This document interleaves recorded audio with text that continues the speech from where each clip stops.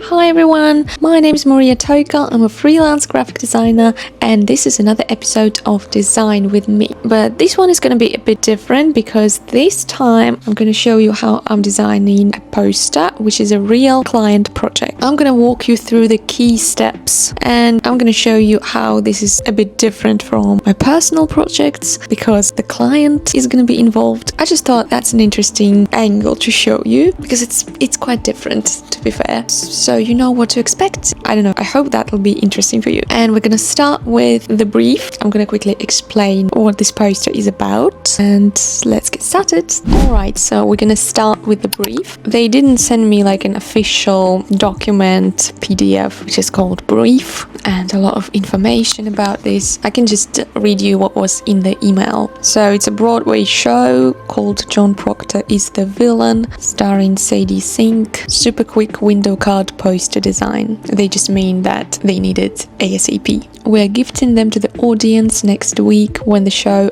opens. And then when we agreed on everything, they sent me some references, the main image that I have to use, and a little bit more information about the show.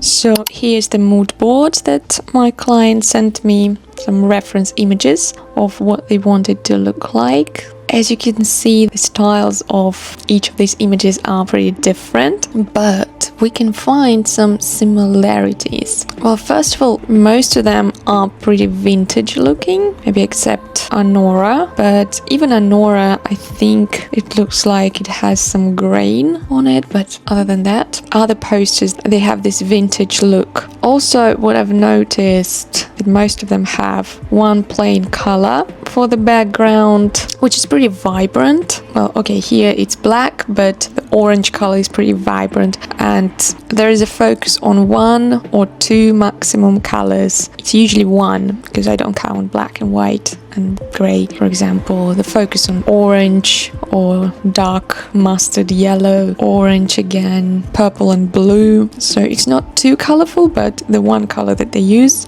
is pretty strong and vibrant. Also, the images, they look pretty graphic, not just realistic photographs. It's more like, I don't know, isoprint effect or something like that, some monochrome grain. So yeah, I would say it's pretty vintage, and also because I asked my client what approach do you prefer, modern or vintage, and they said vintage. So that's a good indicator already. And also I've noticed that all of them are pretty minimalist, like there's not much going on and quite artistic. I mean, the layouts are looking really interesting, like the hand is appearing out of the hole, or here we can feel the dynamic of the dance, and rotating the title looks really creative, distorting the face of this lady, like this interesting way how the text is put. I think there is some creative freedom in that. So it's not like typical mass market poster that follows the standard template. And in order to get a bit more inspiration, I've added a few other examples that I found on Pinterest just to develop these directions a little bit further and to get a bit more ideas of what I could make it look like. And just in a second, you will see a bit more images here. Yep, this is the full mood board that I completed with my own images. I was just looking for the ways how to place the text. I've noticed that in most cases the fonts are pretty simple. That's why I tried to search for references with simple, not too decorative fonts. There are some exceptions though, some Anora, Suspiria, but in most of them they're pretty simple. So I just tried to investigate some other ways how to make it look interesting, and in this case it's really nice white drop shadow, and here as well really tight tracking, some rough edges like here, animal nights, and the images themselves are pretty flat, graphic, some threshold photocopy effect. I think this is the direction what they want me to go. Okay, so this is the text that they gave me. I will split each line into a separate layer just to be able to manipulate that later. And this is the main image that I have to use, which is not really easy to manipulate because as you can see it's pretty dark, and yeah, especially if I'm gonna cut it out and remove the background. It is what it is. What can I do?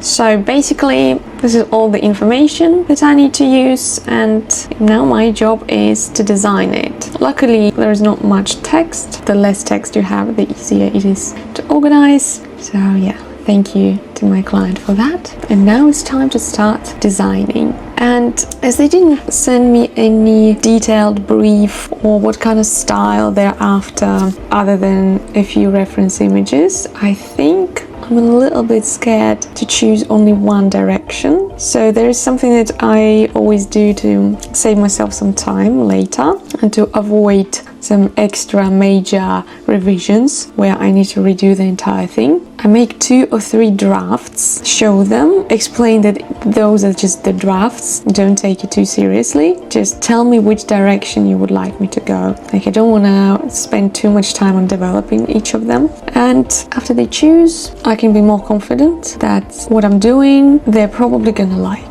So this time I'm gonna do 2 or 3 versions, like of just the drafts, and then I'll send it to them. So now I'm designing those drafts, and the major difference between them is the layout. I want to try different things. So it's either going to be something central with the focus on the title, or another thing that came to my mind is making the girls, like the arc around the title. And I think this is going to be even more interesting. And yeah, I'm also not really decisive in terms of the fonts, because even when you say vintage, it's hard to tell what exactly a person means by vintage. For some people, vintage means something very decorative, like a script font, really feminine. For some people, it means just something more classic and simple. For some people, Helvetica means vintage. So whether it's going to be serif or sans serif, I would like to know the client's preference. Obviously, it depends on the client, because some people give you more creative freedom, but this client, I already worked with them once, and I remember that they were really particular about the font, and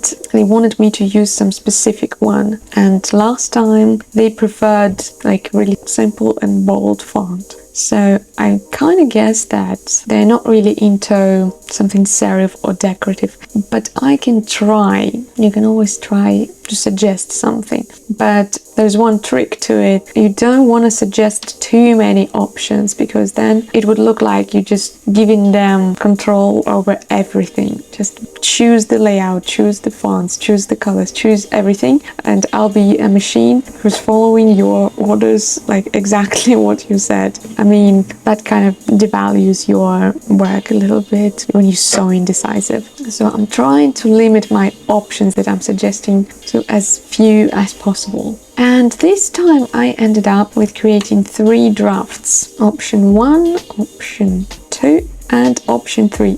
Option 3, as you can see, is having 3 versions of a font for the main title. Maybe that's a bit too much. I think I could just offer them 2, the left one and the right one, just to determine serif or sans serif, and that would be enough. But I don't know, for some reason I gave 3 options. So yeah, the fewer options you suggest, the more confident you appear, the more client trusts you. That's how it works. And let's see what they replied to me. Obviously it didn't happen in just 1 second. It happened the next day, but I'm telling you how it was, so we can fast forward a little bit. But here's what they replied.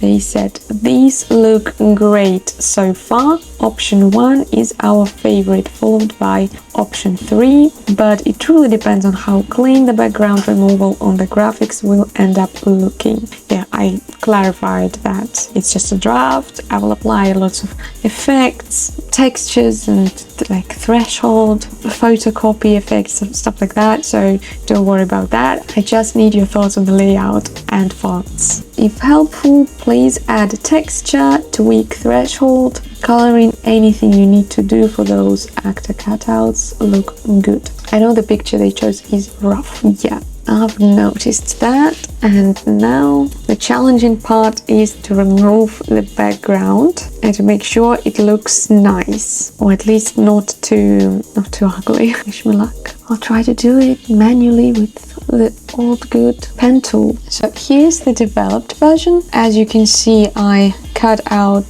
the girls. I tried my best, and a little bit of a background. I applied textures, it was probably green, and graphic pen on top, and I did it monochrome just like in references. And another tweak that I added is a little bit of light beige drop shadow for the main title, a scribble for the tagline just to enhance that handwritten style. And also I had another version of this which is almost the same, but the address is put in the frame. I wasn't sure about that, so I just sent both versions to them, with and without the frame. And are you ready to see what they replied? And they replied, awesome, we like the option without the frame at the bottom. I knew it. Me too.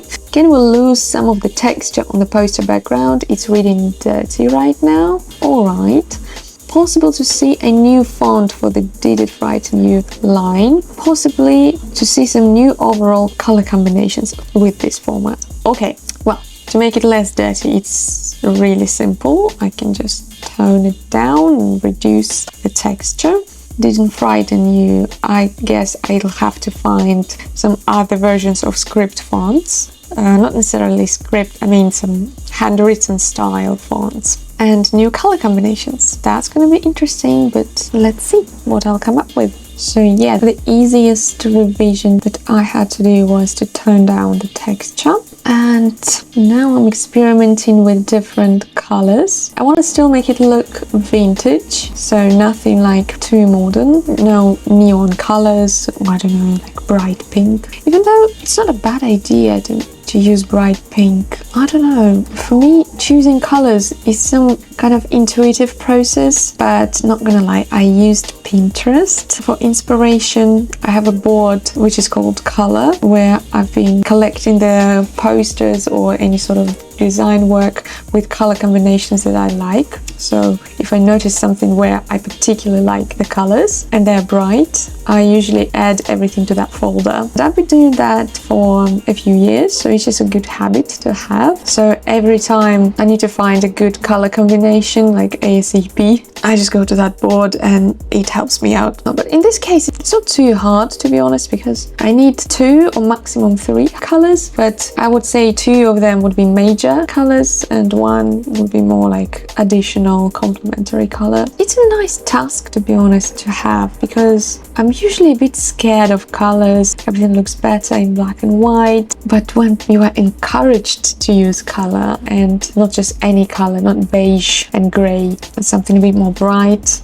and to be more bold with your choice. So yeah, these are the 6 color combos that I came up with. Let's see what my client will say. And also I found 3 other versions of the font for the tagline. Yeah, I was looking for something handwritten just to match with the vibe. Now I can see that I'm not a fan of the left one because of the angle. It doesn't look really natural, but the second and the third one I think are really good. I don't know what I would pick. I would pick the right one, but the central is okay as well. Okay, so let's see what they're gonna say. And the feedback was, I think the tone of the blue can shift around a bit. Would love to see a few options that are more teal green as well as blue, but would also love to see the title text in other colors, and we preferred the font in the center option. Thank you. Alright, I guess they decided to stick with the original color palette, but the title color should be different. Okay, changing the blue to a teal blue is pretty easy, I guess. And to be honest, that teal blue looks a bit more vintage than that purple-ish electric blue that I used initially. It reads reads a lot more modern. So I think in that sense they are right. It's just maybe it's my personal preference. It's a cleaner color, and that's why I always prefer to use that purplish blue. But just for the challenge, I could use some warmer version, like to the green side of it, teal green. And I forgot to tell you about one more change that they asked me for, or actually two. That was the other half of that feedback. Apart from making it blue of another tone, it was to add that light up floor and to add a couple more words to the tagline and cross it, and to get rid of that white beige drop shadow for the title because it looked too patriotic in terms of color combination. But yeah, at the end they preferred the original color scheme with this tanned pink background. And here's what I've done. I made a few color options for the main title. I didn't go too far from the original red. I just wanted to explore some other options, some a bit colder type of red, closer to the pink. I tried to add a drop shadow which is not that vibrant, it's not that white, so it doesn't look so patriotic. Also, a couple of more options with the yellow, with just pure cold pink. There's dark pinkish red and there's dark mustard yellow. I believe that was the last revision that they asked me to do. And at the end, what they replied to that, it's ready, and out of these options, they preferred this one. I don't know if you guessed or not, but yeah, that's what they said. Let me quickly put it on a mock-up just to see what it would look like, just to imagine, because I'm not in New York, to see it in person. And this is how it turned out in real life. I was so happy to see it on their Instagram page, and I took some screenshots. So yeah, I think it looks pretty nice on a mock-up. I would definitely consider some more colors from the original color palettes that I suggested. I really liked that blue background. I think it looks really vibrant from afar, but I don't know, I think using tanned pink background is a more safe option. Maybe that's why they opt for it, but yeah, I'm pretty happy with the result. And the last thing they asked me to do is to add bleed when I sent them the original files. I usually send the original Photoshop file, which I clean. I delete all the unnecessary layers that I didn't use, and the layers that I did use, I try to name each of them, maybe to group in a folder, and rasterize if some of them are smart objects, just to make the file lighter. Then JPEG image with a good resolution of 300 dpi and the bleed. The bleed is usually 0.125 inches or 3 millimeters from each side. This is pretty much the entire process, how it was.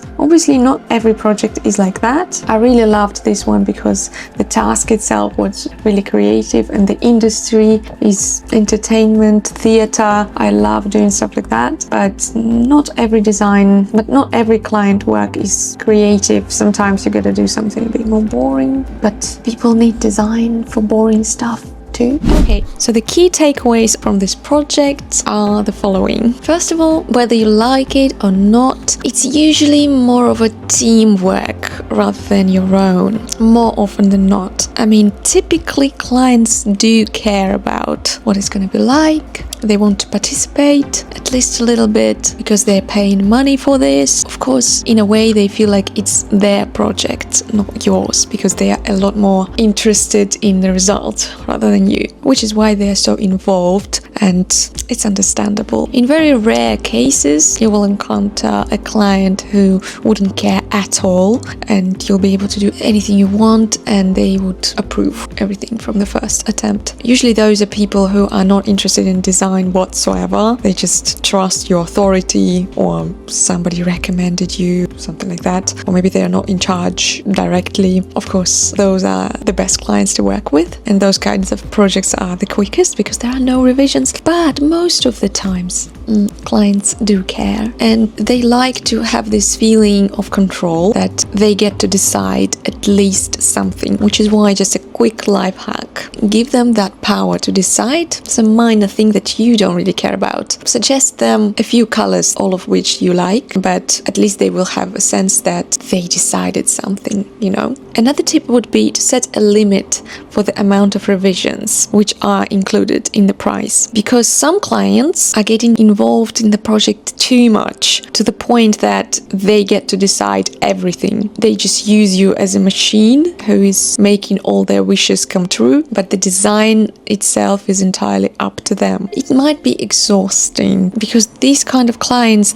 usually they don't really know what they want, but probably nothing of what you can offer, and you might get into trouble by spending too much time on revisions. Like, they always like to get back to you with tons of revisions, like, oh no, I don't like this color, I don't like this, I don't like anything, which is why it's better to protect yourself from it by setting the sensible amount of revisions. For example, if you have 10 revisions, 3 revisions that you can do for free, and everything beyond that would cost a certain amount of money. Also, you need to specify what that means. Like, 3 revisions, what do you consider as a revision? Just slightly changing some minor thing that takes you 1 minute, this is probably nothing. But something a bit more substantial, like redoing the whole composition just to try it out, I think for those kind of revisions you need to set the limit. The next tip is about building trust with the client. What I've noticed, probably it's a very obvious thing,